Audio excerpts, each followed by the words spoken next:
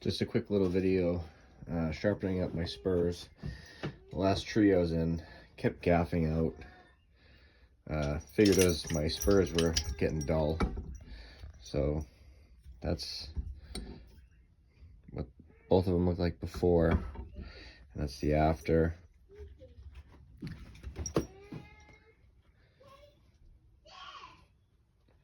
Not overly aggressive, but nice little point on them.